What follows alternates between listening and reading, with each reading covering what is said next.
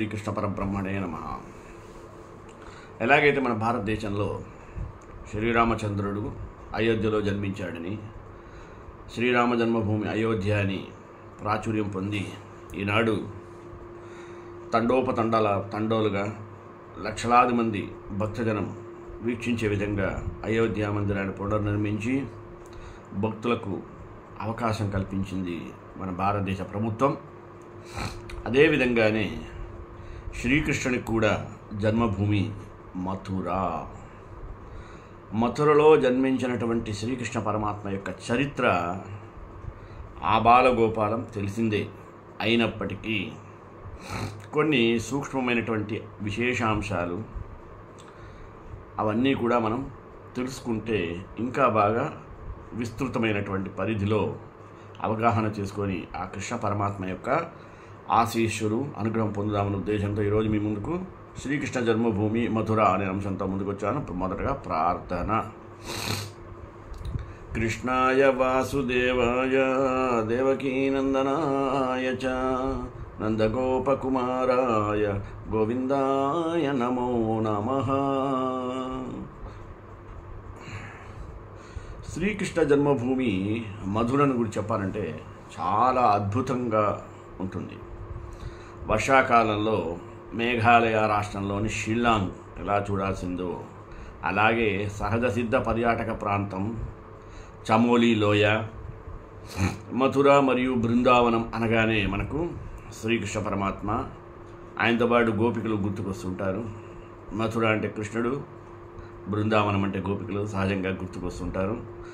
బాల్యంలో యశోదా కుమారుడైనట్టు ప్రదర్శించిన లీలలన్నీ కూడా మనకి మదిలో మెదులుతుంటాయి.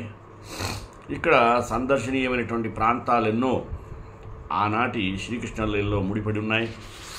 గోపిక వస్త్రాపహరణం నుంచి రాసలీల తదితరాలన్నీ కూడా ఇక్కడ చోటు చేసుకున్నట్లుగా భక్తులు భావిస్తుంటారు.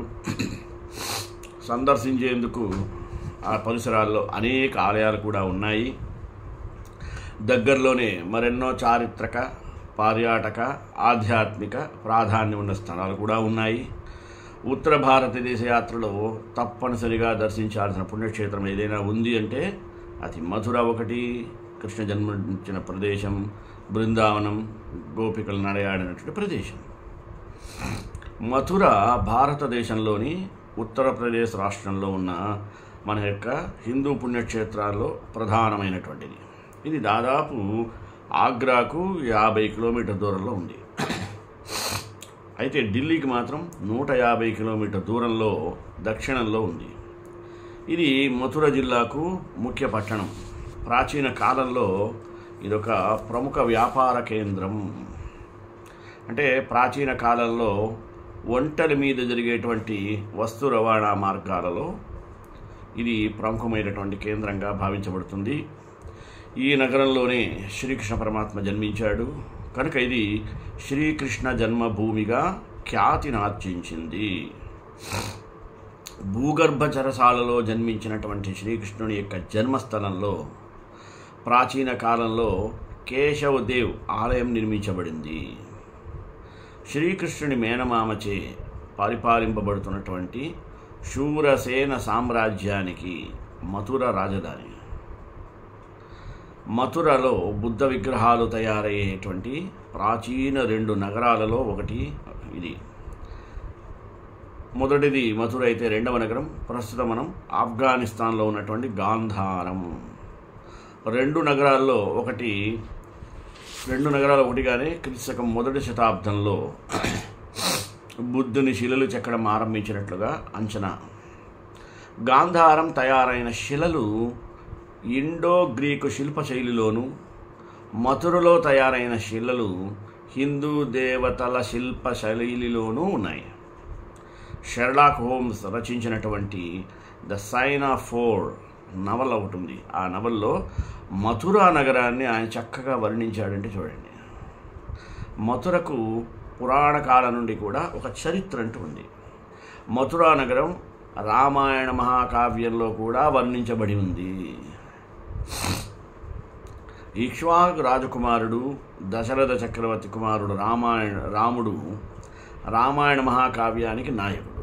అతని తమ్ముడైనటువంటి శత్రుఘ్నుడు ఈ మథురలోనే లవణాసురుడు అనేటువంటి వాడిని సంహరించినట్లుగా పురాణ కథనం. తరువాత అక్కడ ఉండేటువంటి దట్టమైనటువంటి అరణ్య ప్రదేశం మధువనంగాను, మధుపురంగాను, మధురగాను నామాంతరం చెందినట్లు మన పురాణాల్లో చెప్పబడుతుంది. బాగా సూక్ష్మంగా పరిశోధన చేసినట్లయితే లవణాసురుడు మహాశివభక్తుడు. శివుని నుండి త్రిశూలాన్ని వరంగా పొందినటువంటి మధువు సంతతివాడని, ఆ కారణంగానే ఈ ప్రాంతానికి, ఈ నగరానికి మథుర అని పేరు వచ్చినట్టుగా చెప్పబడుతుంది. యాదవరాజు అయినటువంటి మధు పేరు మీద కూడా ఈ నగరానికి ఈ పేరు వచ్చినట్లుగా పురాణాల్లో కథనం ఉంది. నిశిత పరిశోధనలు లవణాసురుడు శివభక్తుడు, శివుని నుండి త్రిశూలాన్ని వరంగా పొందినటువంటి మధువు సంతతి వాడని, ఆ కారణంగా ఈయనకి మథుర అనే నామకరణం వచ్చినట్టు ఇందాక చెప్పుకుంది యథార్థమే. ఇలా మనం చూసినట్లయితే ఈ నగరం యొక్క పేరుకి సంబంధించి అనేక కారణాలు మనకు పురాణాల్లో అక్కడక్కడ కనబడుతూ ఉంటాయి. క్రీస్తు పూర్వం 6వ శతాబ్దంలో శూరసేనుని యొక్క సామ్రాజ్యానికి మథురే రాజధానిగా ఉండేది. క్రీస్తు పూర్వం 4వ శతాబ్దం నుండి 2వ శతాబ్దం వరకు ఈ నగరము మౌర్యుల యొక్క పాలనలో ఉండేది. అయితే క్రీస్తుపూర్వం 2వ శతాబ్దంలో శుంగ సామ్రాజ్యంలో ఈ నగరం ఒక భాగమైపోయింది. అలాగే క్రీస్తుపూర్వం 180 నుండి 100 మధ్య ఈ నగరం ఇండో గ్రీక్ స్వాధీనంలో ఉన్నట్లుగా అంచనాలు వేయబడుతున్నాయి. మథుర యొక్క కళా శైలి కానీ లేదా సంస్కృతి కానీ కుషాణుల పరిపాలనలో బౌద్ధ మతంలో ఉన్నట్టుగా ప్రభావితమయ్యాయి. మథుర వారి రాజధానిలో ఒకటి. ఎవరికి? కుషాణులకి. వాళ్ళ యొక్క 2వ రాజధాని పెషావర్ అంటారు. అది దానికి పురుషపురం అని పేరు. అది పాకిస్తాన్లో ఉంది. వాసుదేవ్ మినహాయించి కుషాణుల యొక్క రాజులు కట్ఫిసెస్, హువిష్క వాసుదేవ్, కుషాణులందరూ బౌద్ధ మతావలంబికులు. క్రీస్తుపూర్వం 3వ శతాబ్దంలో భారతదేశంలో పర్యటించిన చైనా యాత్రికుడు మెగస్తనీస్ యొక్క రచనలో కనుక చూసినట్టయితే మథురా నగర ప్రస్తావన ఉంది. ఆ మెగస్తనీస్ రాసినటువంటి గ్రంథం పేరు ఇండికా. ఇండికాలో ఇండియా విశేషాలు చాలా ఉంటాయి. బహుశా అందుకని ఏమో ఇండికా పేరు పెట్టాడేమో, ఇండియాను ఉద్దేశించి. అటువంటి మెగస్తనీస్ మథురా నగరాన్ని మెథోరాగా పేర్కొన్నాడు. అంటే వాళ్ళ భాష నోరు తిరగదు కాబట్టి. గజనీ ముహమ్మద్ మథురా నగరాన్ని స్వాధీనపరుచుకున్న తరువాత నగరంలోని అనేక ఆలయాలు పడగొట్టబడ్డాయి. మరి 1018లో ఈ నగరంలోని ఆలయాలు సికిందర్ పాలనలో మరికొంత విధ్వంసాన్ని చవిచూశాయి. మొత్తంగా చూసినట్టయితే మొహమ్మదీయుల పరిపాలన అంతా కూడా మన భారతీయ సంస్కృతి శిల్పక సంపదంతా కూడా దేవాలయాలను కూడా ధ్వంసం అవడానికి మొదటి కారణమైంది. అలాగే ఔరంగజేబు చక్రవర్తి అదే ప్రదేశంలోనే జామీ మసీదు నిర్మించాడు. ఆలయంలోని అనేక రాళ్లను మసీదు నిర్మాణంలో ఉపయోగించినట్లుగా అంచనా వేయబడింది. మొఘలు చక్రవర్తుల నుండి భరత్పూర్ రాజుల వశమై చివరకు మరాఠీయులకు సొంతమైంది మథురా. ప్రస్తుతం కృష్ణుని యొక్క ఆలయం 1815లో గోకుల్దాస్ ఫరీక్ చే నిర్మించబడింది, అంటే పునర్నిర్మించబడింది. దీనిని ఇప్పుడు ద్వారకేష్ ఆలయంగా కూడా పిలుస్తారు. అలాగే దీని గురించి సాహిత్యంలో కూడా మధుర ప్రస్తావన ఉంది. మధుడు అనే రాక్షసుడు మధురను పరిపాలించాడు. అతడు గొప్ప శివభక్తుడు.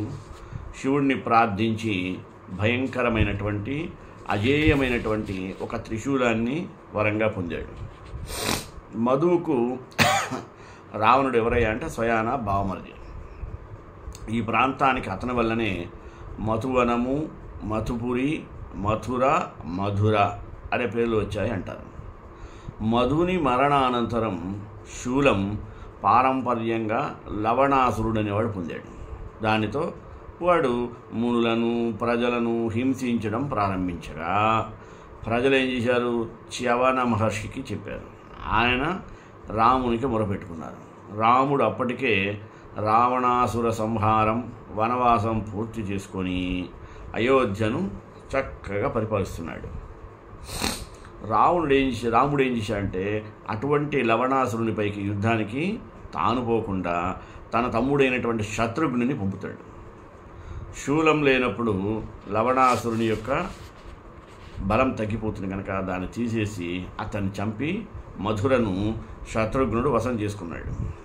శత్రుఘ్ని తరువాత శత్రుఘ్ని కొడుకు శూరసేనుడు పరంపరాగతగా వారి యొక్క వారసులు ఆ ప్రాంతాన్ని పరిపాలించారు. శత్రుఘ్ని కొడుకు శూరసేనుడి పేరు మీదుగానే ఈ ప్రాంతానికి శూరసేన దేశం అనే పేరు వచ్చిందని చెప్తారు. ఎవరు? డాక్టర్ వల్లూరి విశ్వేశ్వర సుబ్రహ్మణ్య శాస్త్రి గారు. ఇక సాహిత్యం అయిపోయింది. పురాణాల్లో మధుర ప్రస్తావన ఎలా వస్తుందంటే, పురాణాల ప్రకారం చంద్రవంశానికి చెందిన రాజు పురూరవుడు అప్సరసయగు ఊర్వశిల కుమారుడైన ఆయువు యమునా తీరంలో మథురా నగరాన్ని నిర్మించాడనే కథనం దీంట్లో ఉంది. అలాగే భారత భాగవతాల్లో కూడా మరి మధుర ప్రస్తావన ఉందట. ఎలా అంటే మహాభారత భాగవతాల్లో శూరసేన దేశం మీ యొక్క ప్రసక్తి అనేక మార్లు మనకి కనిపిస్తుంది. ఆ శూరసేన దేశానికి మథుర రాజధాని. మహాభారత గాథకు కేంద్ర బిందువు అయినటువంటి కురుభూములకు ఈ శూరసేన దేశం దక్షిణంగా ఉంటుంది. శత్రుఘ్ని వంశీకుల తరువాత యదువంశీకుల అధీనంలోకి భారత భాగవతాల కాలంలో మథుర స్వాధీనపరచుకోబడింది. యయాతి కొడుకు పేరు యదువు, అతని కుమారుడు క్రోష్టుడు. వారికి 42 తరాల తరువాత వసుదేవుడు జన్మించాడు. అతడు ఉగ్రసేన కుమారుడు. అటువంటి ఉగ్రసేన కుమారుడు యొక్క వసుదేవునికి శ్రీకృష్ణ పరమాత్మ జన్మించాడు. తనకు మేనమామైనటువంటి కంసుని సంహరించాడు. కృష్ణుని అన్న బలరాముడు మథురను పరిపాలకుడుగా నియమించబడ్డాడు. కృష్ణుడేమో పశ్చిమ దిక్కుకు వెళ్ళి ద్వారకను నిర్మించేంత వరకు యదువంశీకులకు మథురే కేంద్రంగా ఉండేది. జరాసంధుని యొక్క దాడుల్లో దెబ్బతిన్నటువంటి మథురను తిరిగి కృష్ణుని యొక్క మనవడు వజ్రనాభుడు అనేవాడు అతని కాలంలో పునర్నిర్మించబడింది. శ్రీకృష్ణుడు అంటే ప్రతి ఒక్కరికి ఇష్టమే కదా. ఇష్టం మాత్రమే కాదు సుమి, అన్ని ప్రాణుల్లో కూడా ఒక చైతన్య స్వరూపుడై ఉండే స్వామిని తలవకుండా ఎవరుంటారు చెప్పండి. అటువంటి స్వామి నడయాడినటువంటి ప్రదేశమైనా పుట్టిన ఊరైనా ఎంత ప్రాధాన్యాన్ని సంతరించుకుంటుందో వేరుగా చెప్పాల్సిన అవసరం ఏమాత్రం ఉండదని నేను అనుకుంటాను కదా. మరి మథుర గురించి ఆ ఆసక్తికరమైనటువంటి చారిత్రక విషయాలు తెలుసుకుందామా? ఎలా? కృష్ణుని యొక్క జన్మస్థలం మథుర. మథుర భారతదేశంలోని ఉత్తరప్రదేశ్ రాష్ట్రంలో ఉన్నటువంటి హిందూ పుణ్యక్షేత్రాలు అత్యంత ప్రధానమైనటువంటిది. ఇది దాదాపు ఆగ్రాకు 50 కిలోమీటర్లు, ఢిల్లీకి 150 కిలోమీటర్ల దూరంలో ఉంది అన్నాము. అలాగే బృందావనానికి 12 కిలోమీటర్ల దూరంలో ఉంది బృందావనం. ఇక్కడి నుంచి అక్కడికైనా వెళ్ళొచ్చు, అక్కడి నుంచి ఇక్కడికైనా రావచ్చు. ఆ రెండింటి మధ్య దూరం 12 కిలోమీటర్లు. పైగా ఇది శ్రీకృష్ణుని యొక్క జన్మస్థలం. దేవకీ వసుదేవులకు జన్మించాడు ఈయన గారు. శ్రీకృష్ణుడు చెరసాలలో పుట్టాడు. ఇప్పుడు ఆ చెరసాలను శ్రీకృష్ణ జన్మభూమి అని పిలువబడుతుంది. ఇది మధురా కాంప్లెక్స్లో ఉంది. ఈ గుడిని శ్రీకృష్ణునికి అంకితం చేశారు. ఇది మధుర పద్ధతిలో నిర్మించినటువంటి ఒక సాంస్కృతిక భవంతి. ఏ ప్రయాణానికైనా ప్రణాళిక చాలా అవసరమండోయ్. ప్రయాణానికైనా లేదా ఏదైనా కదా ఆలోచన చక్కటి ప్లాన్ వేసుకుని పోతేనే అది సాధ్యపడుతుంది. పాతకాలంలో ఒంటెల మీద జరిగేటువంటి వస్తు రవాణా మార్గాల్లో కూడా దీనికి అత్యంత ప్రాధాన్యత ఉంది. అందుకని ఇది అత్యంత వాణిజ్య కేంద్రంగా కూడా ప్రఖ్యాతిగాంచింది. యమునా నది తల్లి పాదస్పర్శతో పునీతమైనటువంటి నగరమే మథుర. ఇది మథుర జిల్లాకు ముఖ్య పట్టణం. ప్రాచీన కాలంలో ఇది ఒక ప్రముఖ వ్యాపార వాణిజ్య కేంద్రం. పాతకాలంలో ఒంటెల మీద జరిగే వస్తు రవాణా మార్గాలన్నీ కూడా ఈ ప్రాంతం నుంచే ప్రారంభమయ్యేవి. ఏ ప్రయాణానికైనా మనం ఎలాంటి ప్రణాళిక వేసుకుంటే బాగుండదో ఆ రకమైన ప్రణాళిక వేసుకోవాలి. ఎందుకంటే ఈ కృష్ణుడు జన్మించిన ఈ ప్రాంతంలోనే కేశవ దేవాలయము ఉండటం ముదావహం. శ్రీకృష్ణ జన్మస్థానంలో నిర్మించబడిన కేశవదాలయం చాలా శ్రేష్టమైనది. ఈ నగరంలో శ్రీకృష్ణుడు జన్మించాడు కనుక దీన్ని మనం కృష్ణ పరమాత్మ యొక్క జన్మస్థలంగా గొప్పగా చెప్పుకోవాల్సిన అవసరం ఉంది. అలాగే ఈ కృష్ణుడు యొక్క మేనమామ చే పాలించబడుతున్నటువంటి సూరసేన సామ్రాజ్యానికి మథురను రాజధానిగా చేసుకుని పరిపాలించేవాడు. ఈ క్షేత్రమంతా కూడా భక్తి సామ్రాజ్యానికే మకుటాయమానంగా మహిమగల క్షేత్రంగా ప్రసిద్ధి పొందినటువంటి ఒక పర్యాటక కేంద్రంగా ఖ్యాతినార్జించింది. మహిమగల క్షేత్రంగా ఇలా చెప్పుకోవటం కన్నా ఒక విశేషతను సంతరించుకున్న ప్రదేశంగా చెప్పుకోవచ్చు. ఎందుకంటే అక్కడే కృష్ణ బలరామదేవుల మందిరం కూడా ఉంది. మథురా పట్టణంలో అతి పుణ్యప్రద ద్వారకాధీశుని యొక్క మందిర దర్శనం ప్రాచీన కట్టడాలైన చూసేవారికి శ్రీకృష్ణుడి బాల్యాన్ని ఇట్టే గుర్తుకు తెచ్చి ఆహ్లాదాన్ని కలిగిస్తాయి. ఈ మందిరం దగ్గరలోనే గీతా మందిరం కూడా ఉందట. ఉత్తరప్రదేశ్ రాష్ట్రం మథుర జిల్లాలో ఈ మథుర సుస్థిరమైంది. కంసుడు పాలించిన ఈ మథురను కంసుని సంహారం చేసిన తరువాత కృష్ణుడు ఎవరైనా రాధా మనోహరుడు. అటువంటి ఆయన రాధామాధవులకు ఈ మథుర నెలవుగా ప్రసిద్ధి చెందింది. ఈ నగరం కృష్ణ జన్మభూమి మందిర్ భక్తులను అత్యంత గౌరవించేటువంటి అతిథేయ ఆలయంగా కూడా పేరు ప్రఖ్యాతలు పొందింది. బృందావన ప్రాంతంతో పాటు ఈ ప్రాంతమంతా కూడా హిందువులకు ఒక ప్రధానమైనటువంటి యాత్రాస్థలము. ప్రేమ మందిరం అంటే బృందావనం. శ్రీకృష్ణుడు తన బాల్యాన్ని గడిపినటువంటి ప్రదేశం. శ్రీకృష్ణుడి యొక్క బాల్య క్రీడలు సల్పినటువంటి ప్రాంతము బృందావనం. బృందావనంలో భాగవతం గురించి చాటి చెప్పేటువంటి 5000 ఆలయాలు కలిగి ఉండటం ఆశ్చర్యాన్ని కలిగించేటువంటి మరొక విషయం. ఇక్కడ చూడవలసినవి చాలా ఉన్నాయి చుట్టుపక్కల. ఏందయ్యా? ప్రత్యేకించి బృందావనంలో చూడవలసింది ఏంటంటే బంకే బిహారీ ఆలయము, 2 గోవింద దేవాలయము, ఇస్కాన్ టెంపుల్, మదన మోహల ఆలయము, కేసీ ఘాట్, జైపూర్ ఆలయము, గోపేశ్వరము, మహాదేవాలయము, రంగ్జీ ఆలయము, రాధా గోకులానందాలయము, రాధా రామనాలయము, షాహ్జీ ఆలయము మొదలైనవి చాలా ప్రసిద్ధమైనవి. మథురలో మ్యూజియం ఉంది. అది పట్టణపు మధ్యలో ఉంటుంది. పురాతన గ్రంథాలు, విగ్రహాలన్నీ కూడా దీంట్లో చూడవచ్చు. క్రీస్తు పూర్వం 3వ శతాబ్దం నాటి వస్తువులు కూడా మనం అక్కడ చూడవచ్చు. మథురలోను దాని చుట్టుపక్కల తవ్వి వెలికి తీసినట్టు వస్తువులను ఈ ఆర్కియలాజికల్ శాఖ వారు ఇక్కడే ఈ మ్యూజియంలో భద్రపరిచి ప్రదర్శిస్తున్నారు. కుసుమ్ సరోవర్ గోవర్ధనగిరిలో ఒక ప్రముఖ పవిత్రమైనటువంటి ఒక సరస్సు లాంటిది. దీనికి ఆ పేరు ట్యాంకు చుట్టూ విస్తారంగా పెరిగిన కుసుమ పువ్వుల నుండి కేవలం అరగంట నడకలో రాధాకుండ చేరుకోవచ్చును. ఈ కుసుమ సరోవర్ అంతటా కూడా కదంబ చెట్లను దట్టంగా ఉండేలా అభివృద్ధి చేశారు. తోటలో ఒక పురాతన రాజకుటుంబానికి చెందినటువంటి ఒక స్మృతి చిహ్నం కూడా ఉంది.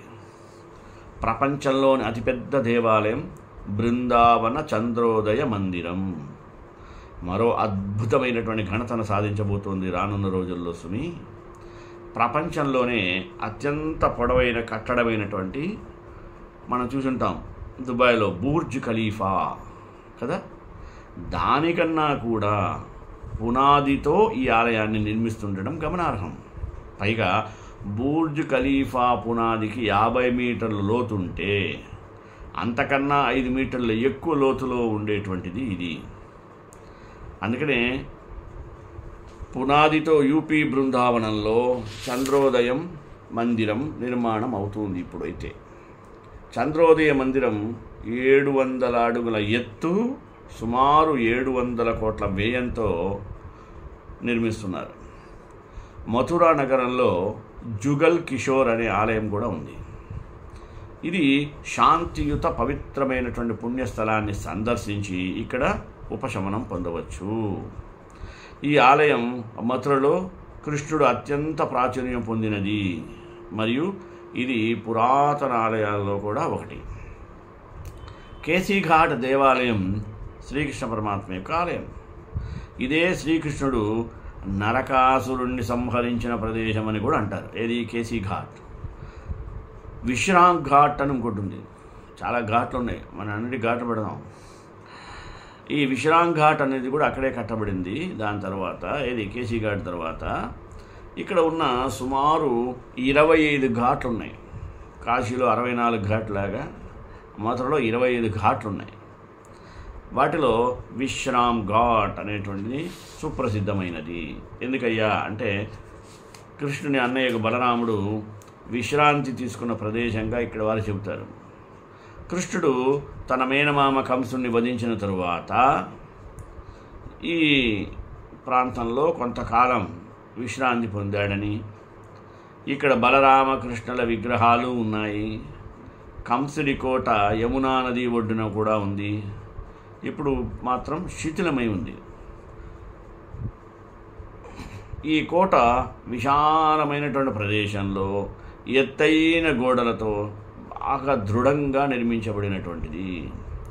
రాజా మాన్ సింగ్ అనే ఆయన దీనిని 16వ శతాబ్దంలో పునరుద్ధరించగా జైపూర్ మహారాజు సవాయి జైసింగ్ ఇక్కడ ఒక అబ్జర్వేటరీ అనే దాన్ని నిర్మించాడు. గోకులం మధురకు 10 కిలోమీటర్ దూరంలో ఉంది. ఇక్కడే కృష్ణుడు కూడా పెరిగింది. దీనికి సమీపంలోనే గోకుల ఆగమన్ ఉత్కల్ బంద్, ఉత్న మోక్ష బ్రహ్మఘాట్ అనేవి కూడా ఉన్నాయి. ఏదో ఒకసారి కృష్ణుడు ఏదో మట్టి తిన్నాడని యశోద మందరించి నోరు తెరమంది కదా, అప్పుడు ఆ నోట్లో ప్రపంచమంతా ఇక్కడ యశోద చూసిన ప్రదేశం. మఖన్ లీల, అష్టశక లీలలు ఇక్కడ కృష్ణుడు ప్రదర్శించాట. బలరాముని గుడి కూడా ఇక్కడ విశేషంగా ఉంది. ఇక్కడకు 30 కిలోమీటర్ దూరంలో గోవర్ధన పర్వతం కూడా ఉంది. ఈ కొండపై చిన్న చిన్న ఇళ్ళు చెట్లతో ఉన్నట్లుగా నిర్మించారు. గిరిరాజ మహారాజ్ ముఖర్జీ ఈ ప్రాంతాన్ని సందర్శించాడు. దీనికి కొంచెం దూరంలో తబలా శబ్దాలు వినిపిస్తుంటాయి. విశాఖ కుండ్. కృష్ణుడు రాసలీలలు ఆడే సమయంలో గోపికల్లో ఒకరైనటువంటి విశాఖకు తీవ్ర దాహం వేసిందట. అప్పుడు కృష్ణుడు తన యొక్క వేణువుతో ఒక రంధ్రాన్ని తవ్వుతాడు. అది నీటితో నిండుకుని విశాఖ యొక్క దాహాన్ని తీరుస్తుంది. అప్పటి నుండి ఇక్కడి నీటి కొలకు విశాఖ కుండ్ అనే నామకరణం సార్థకతమైంది. తర్వాత రంగ్ మహల్ అంటారు. నిధివన్లో రంగ్ మహల్ ఉంటుంది. ఈ ప్రదేశాన్ని ప్రతిరోజు రాత్రి రాధాకృష్ణులు సందర్శిస్తారని చెబుతారు. రంగ్ మహల్లోని గంధపు చెక్కతో చేయబడిన పాన్పును ప్రతిరోజు 7 గంటలలోపు పూలతో అలంకరిస్తారు. ఈనాటికి కూడా చూడండి. తామర నీటితో పాటు ఇతర పదార్థాలను పానుపు దగ్గరలో ఉంచుతారు. తర్వాత హరిదాసు కీర్తనలు చేసినటువంటి ప్రదేశం. నిధివన్ అనేది చాలా ప్రసిద్ధమైనది. ఆ నిధివన్లోనే ఎన్ని విశేషాలు ఉన్నాయి. ప్రసిద్ధ సంగీతకారకుడు హరిదాస్ ఆధ్యాత్మిక కీర్తనలు ఇక్కడే చేసేవాడని ప్రతీతి. ఆయన సంగీతానికై ముగ్ధుడైనటువంటి బంకే బిహారీజీ అనగా శ్రీకృష్ణుడి యొక్క పేరుతోనూ పిలుస్తారు, అంటే కృష్ణ పరమాత్మనే. ఆయన కలలో కనిపించి ప్రదేశంలో తాను నివసించి ఉంటానని చెప్పినట్లుగా కథనం ఉంది. తరువాత ఇక్కడ తులసి ఆకులను తుంచడం నిషిద్ధం. అది ఎలా? నిధివన్లో ప్రతి తులసి మొక్క ఒక జతగా ఉంటుంది రాధాకృష్ణుల స్వరూపంతో. శ్రీకృష్ణుడు రాసలీలను చేసే సమయంలో ఈ తులసి మొక్కలు గోపికలుగా మారతాయట. బాగుర్తు పెట్టుకోండి. ఆలయ పరిసరాల నుంచి తులసి ఆకులను తుంచడం నిషిద్ధం. ఇలా చేసిన వారికి ఊహించనటువంటి ఆపదలు సంభవిస్తాయని అక్కడ వాళ్ళు నమ్ముతారు. అందుకే ఇక్కడ తులసి మొక్కను ఎవ్వరూ తాకే సాహసం కూడా చేయరు. శ్రీకృష్ణుడు రాధ ఇక్కడ ప్రతి రాత్రి రాసలీలను ప్రదర్శిస్తారా అనేది చర్చనీయాంశంగా ఉన్నప్పటికీ నమ్మకాలు భారతీయ సంస్కృతిని, వారసత్వాన్ని ప్రతిబింబజేస్తాయి కదా. కృష్ణుని యొక్క విష్ణుమూర్తి యొక్క 8 అవతారంగా భక్తులు కొలుస్తుంటారు. మర్మం ఏదైనా సరే, సంఘటనలు ఏమైనా సరే, బృందావనం భక్తుల నుంచి ఒక గొప్ప ఆధ్యాత్మిక ప్రాముఖ్యతను కలిగి ఉంది. మన దేశంలోని అనేక పర్యాటక ప్రాంతాలు అంతుచిక్కని రహస్యాలుగా మిగిలిపోయాయి. వీటిలో కొన్ని చారిత్రాత్మక, ఆధ్యాత్మిక ప్రాధాన్యతను కూడా కలిగి ఉన్నాయి. వీటి రహస్యాలను ఛేదించాలని భావించి చాలామంది తమ జీవితకాలం వెచ్చించినా ప్రయోజనం శూన్యమే. ఈ క్రమంలో మరికొంతమంది మతిస్థిమితం కోల్పోయారు. ఈ కోవకు చెందినదే మథురలోని నిధివన్. ఇక్కడ రాత్రిపూట జరిగే వింతలు ద్వాపర యుగాన్ని నుంచి కలియుగం వరకు అంతు చిక్కని రహస్యాలుగానే మిగిలిపోయాయి. ఇక ద్వాపర యుగం నుంచి రహస్యం. ఉత్తరప్రదేశ్ రాష్ట్రంలోని మథుర జిల్లాలోని బృందావనంలో ఉండేటువంటి నిధివన్ రహస్యం ద్వాపర యుగంలోని రాధాకృష్ణులతో ముడిపడి ఉంది. శ్రీకృష్ణుడు ప్రతిరోజు రాధను కలుసుకోవడానికి ఇక్కడికి వస్తూ ఉంటారని స్థానికుల యొక్క నమ్మకం. అదృశ్య రూపంలో కాపలా. అంతేకాకుండా రాధాకృష్ణులు గోపికలతో కలిసి ఇక్కడ రాత్రిపూట నాట్యం కూడా చేస్తుంటారని స్థానికులు చెబుతుంటారు.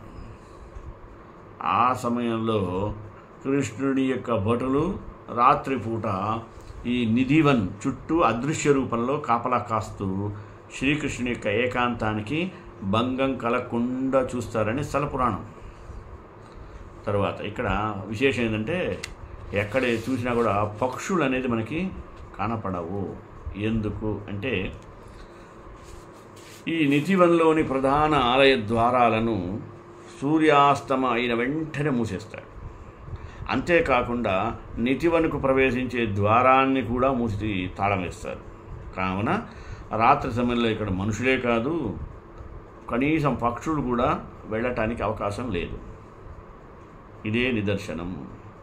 ఇందుకు నిదర్శనంగా ఉదయం వందల సంఖ్యలో కోతులు ఉండే నిధివన్లో రాత్రి అయిందంటే చాలు, ఒక్క కోతి కూడా ఆ ప్రాంతంలో కనిపించదు. అదేవిధంగా అనేక చెట్ల పైన ఉదయం పూట కనిపించే పక్షి కూడా రాత్రి సమయంలో అక్కడ మనకి కనపడదు. తర్వాత చనిపోవడం లేదా మతిస్థిమితం కోల్పోవడం జరుగుతుంది ఇక్కడట. ఎట్లా? ఒకవేళ కట్టుబాటులను ఎవరైనా ధిక్కరించి ఈ నాట్యాల్ని చూసిన వారు చనిపోతారని లేదా మతిస్థిమితం కోల్పోతారని చాలా ఏళ్ళుగా ఇక్కడ ప్రజల యొక్క విశ్వాసం. అంతేకాకుండా ఆ వనానికి ఎదురుగా వాకిళ్ళు వచ్చేలా ఇంటి నిర్మాణం కూడా చేపట్టారు. ఇక పట్టీల శబ్దం అంటే మువ్వల సందడి అంటారు. అందెల సందడి, మువ్వల సందడి. ఇక రాత్రి సమయంలో వేడునాదం అంటే పిల్లను గ్రోవాయిస్తున్న శబ్దంతో పాటు ఆడవారి పట్టీల శబ్దాలు కూడా ఏళ్ల నుంచి వినిపిస్తూనే ఉన్నాయని చెప్తారు. కృష్ణుడి వేణుగానంతో పాటు గోపికలు నృత్యం చేయడం వలన ఆ శబ్దాలు వస్తూ ఉంటాయి. ఇంకా మొక్కల గోపికల అనే సందేహం ఎలా వస్తుందంటే, ఇక్కడున్న మరో విశేషం ఏమిటంటే నిధివనంలో ఉన్న మొక్కల కాండలన్నీ ఒకేలాగా ఉంటాయి. ఇక భూమిపై చుక్క నీరు లేకపోయినా చెట్లు ఎల్లప్పుడూ పచ్చగా ఉంటాయి. ఈ చెట్టే రాత్రిపూట గోపికలుగా మారిపోయి నాట్యం చేస్తుంటారని ప్రతీతి. ఇక ఏకాంతంగా గడపడం. ఈ నిధివనం యొక్క మధ్యలో ఉన్న రంగమహల్లోనే రాధాకృష్ణులు నాట్యం తరువాత ఏకాంతంగా గడుపుతారని పూజారులు చెప్తున్నారు. అందువల్లే రాత్రి ఆలయ ద్వారం మూసే ముందు అలంకరించినటువంటి ఒక పానుపు అంటే మంచం, ఓ వెండి గ్లాసు నిండా పాలు, ఇంకా తీపి పదార్థాలు కొన్ని, తాంబూలం, పళ్ళు దోముకోవడానికి 2 వేపళ్ళు, చీర, గాజులతో పాటు మరికొన్ని అలంకార వస్తువులు ఇక్కడ ఉంచుతారు. శోభనపు రాత్రి ఏదైతే అలంకారంగా ఉంటుందో ఆ రకంగా, అంటే ప్రతిరోజు నీతి కళ్యాణం పచ్చతోరణలాగా. ఉదయానికి ఇలా. ఇక ఉదయం ఆలయ ద్వారం తీసే సమయానికి తాంబూలం నమిలి ఉమ్మిన గుర్తులు, పాలు తాగిన ఆనవాళ్లతో పాటు మంచంపై ఉన్న దుప్పట్లు కొంత చెదిరి ఉంటాయట. ఇక స్వీట్లు, పండ్లు సగం తిన్న ఆనవాళ్ళు కనిపిస్తాయి. దీన్ని భక్తులు కూడా చూస్తూ ఉంటారు. ఇది చాలా ఏళ్ళుగా జరుగుతున్నటువంటి ఒక తంతు. మళ్ళా ఛానల్ వారి విఫలయత్నం. ఇటీవల ఒక ఛానల్ వారు ఈ రహస్యం కనుగొనాలని ప్రయత్నించి విఫలమయ్యారు. ఆలయ తాళాలేమో వేసినట్లే ఉన్నా ఉదయానికి రంగమహల్లో మంచంపై దుప్పట్టు చెదిరిపోయి ఉండగా వెండి గ్లాసులు, పాలు సగం ఖాళీ అయి కనిపించాయి. ఇప్పుడు ఇటువంటి మధుర నగరానికి ఎలా వెళ్ళాలి అంటే, మధుర నుంచి బృందావనికి రైలు సదుపాయం బాగా ఉంది. ఇక్కడికి నేరుగా విమాన సదుపాయం లేదు, కానీ దగ్గరలో కేరియం ఎయిర్పోర్ట్ అనేది ఒకటి ఉంది. అక్కడ నుంచి రోడ్డు ప్రయాణం ద్వారా బృందావనం చేరుకోవచ్చు. ఇది కృష్ణ